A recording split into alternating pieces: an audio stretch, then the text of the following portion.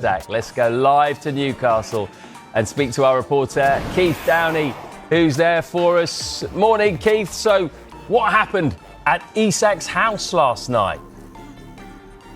I think we'd all like to know the answer to that question, and look, we'll be endeavouring to find out how that meeting ended. But two of the club's directors, Jamie Rubin, who's been at the forefront of Newcastle's transfer business this summer, and also Jacobo Solis from the PIF, visited Alexander Isak yesterday in the build-up to kick-off. To discuss the situation, of course, that has surrounded him for the majority of the summer. As we know, Alexander Isak training away from the group. He refused to play against Liverpool last night, who, of course, as we know, are trying to sign him.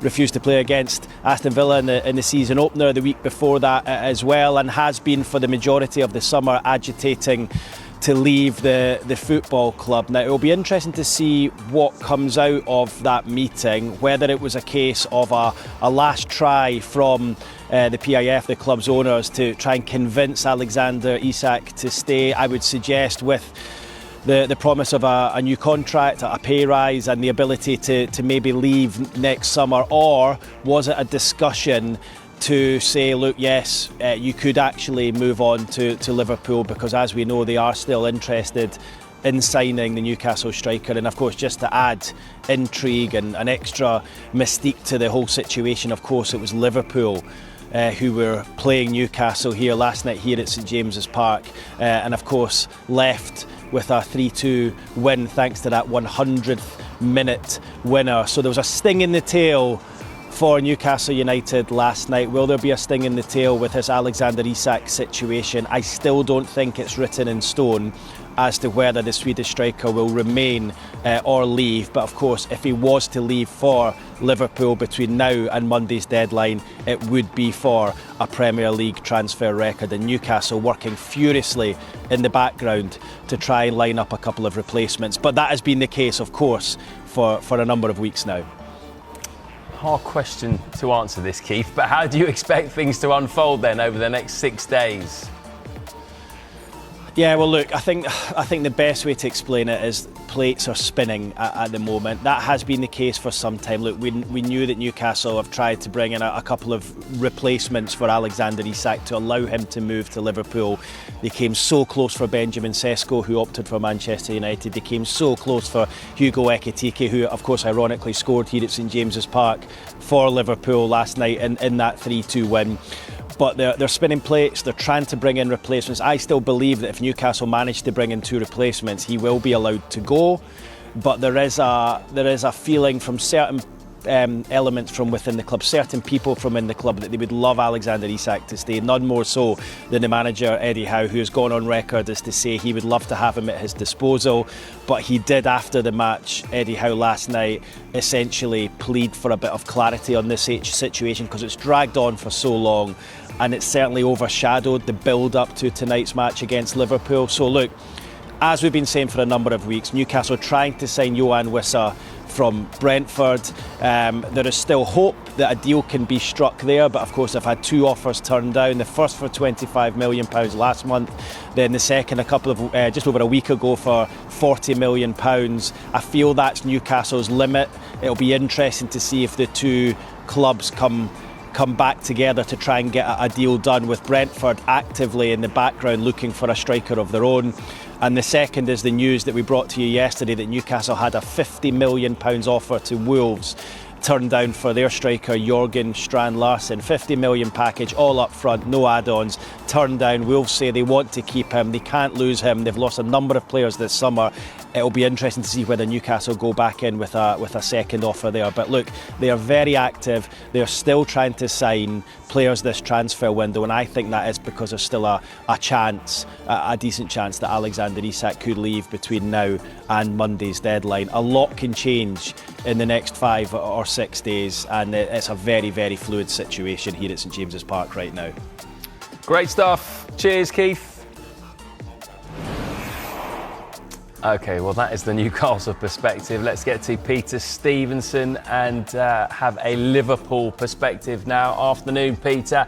Now that the game has gone, between the two sides at St James's Park. Is there an expectation that Liverpool will bid for Isak once again?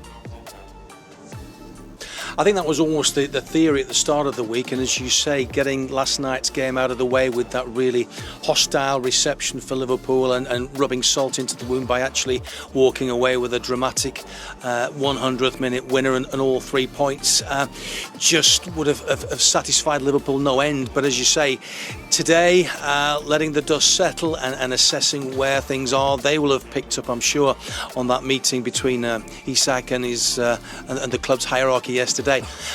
You sense that Liverpool at the moment maybe just have to be a little bit patient. Maybe they will wait for encouragement before deciding their next move, and whether that next move involves increasing their bid, we don't really know at this stage. It's been all quiet this morning, as Keith was alluding to there. There's only a few days left. There's a lot of potentials. There's a domino effect possible there if everything falls into place. But the bottom line is, it would appear from the Merseyside point of view that Newcastle are digging in their heels and trying everything they can to persuade Isak to stay. Eddie Howe saying last night as well that he wanted the players that really wanted to play at the club to stay there, that those were the type of players that he wanted. So you can sense that sort of desperation from the Newcastle end, especially with their injuries last night and their suspension that they picked up. So Liverpool at the moment, I think, content to play the waiting game and really waiting for information from that meeting. That would appear to be key to how this long-running saga that's dominated the summer, how it will eventually pan out. So is it Isak or bust for Liverpool now, or have they got other targets as well? Well, if you look at the opening two results, the evidence of that suggests that, weirdly, scoring goals for Liverpool at the moment and wanting a top striker doesn't appear to be too much of a problem. They scored 4 against Bournemouth, they scored 3 last night, and in many ways they seem to have plenty of options up top. I think a lot of their supporters, if you ask them, will express great concern about the way things are at the back, and certainly Konate has looked really unsure and unsteady for the opening 2 games. They've conceded 2 goals in both those opening games, and they didn't concede 2 goals in a Premier League game last season until the end of October. So that's an indication maybe about how potentially wobbly their back four is at the moment. And you've only got to look at Van Dijk last night. He walked away with some serious stud marks down his Achilles.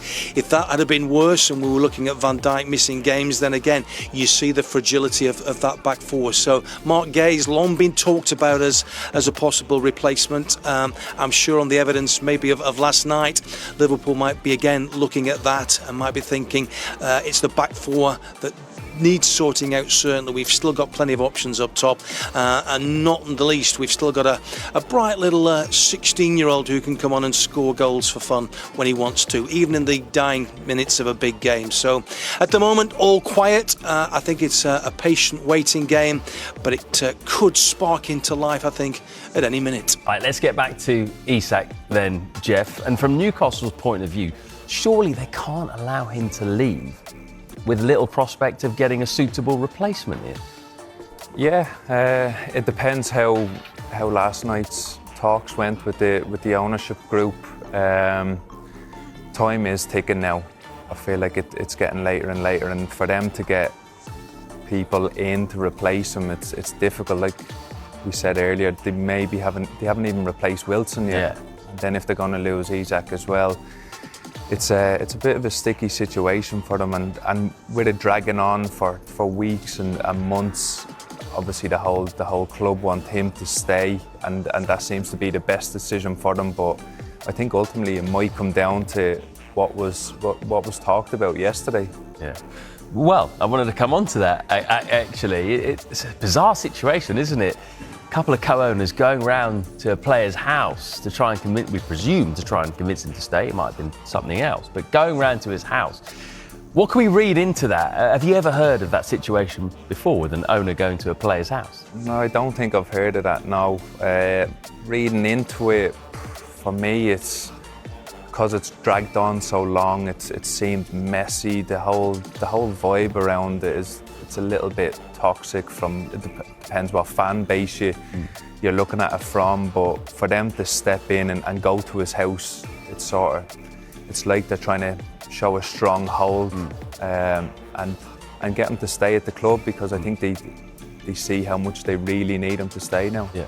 But James, does that also sort of highlight that there's been a power vacuum at Newcastle? Because normally that would be the sporting director would do that job, go round to the house, or the manager even, not on a game day, obviously. But they've been in a really difficult situation because the CEO will be departing due to ill health, and Paul Mitchell, the sporting director, things didn't quite work out there. So it's been Andy Howe who's been doing a lot of the work, doing a lot of the deals for Newcastle, and you can't really blame Newcastle for the deals they've not got done, because the fact is Newcastle are in the market for some of the best players in the world, which maybe they weren't 3 or 4 years ago. They're now competing to try to get the likes of Brian Mbeumo, João Pedro, Benjamin Sesko, Hugo Ekitike, but it's not been that these players haven't wanted to join and haven't been convinced by the Newcastle project. They've just seen other better fits. You're talking about these players going to the likes of Chelsea, Manchester United and Liverpool, who've got that history there, which Newcastle haven't had it in the last 20 years. But it has meant they've been in a really difficult situation in terms of finding a replacement for Callum Wilson, let alone one that could come in and replace Alexander Isak, which means that as things go towards the end of this deadline and this window, it's becoming more and more unlikely that Isak leaves, even if they get the money they want for him, because at this moment in time, they can't sign one replacement when they need 2. well, that's the thing, isn't it? The fact they haven't replaced Wilson, that's not helping Isak at all, is it? In terms of wanting to get a move. No, and there's a similar situation with Johan Wissa at Brentford. They only want to let Wissa go if they've got a replacement for him. So you need a lot of things to fall into line for these deals to happen. And when you look at the fact that clubs know that Newcastle have money to spend, they know that they've gone into the market to sign the likes of Sesko. They agreed a deal to sign Sesko for around £65 million. So selling clubs know that Newcastle have this money, and that's why clubs like Wolves and Brentford don't want to sell the likes of Strand Larsen and Wissa on the cheap when they know Newcastle are desperate. They have that money to spend. So it means that Newcastle are in a situation where do they pay over the odds for players to simply ensure they've got strikers in, or they hold their nerve when it comes to the Isak situation and hope that they can find a way of reintegrating him and getting him back to the level that he's been at the last 2 seasons, scoring more than 20 Premier League goals in both of those.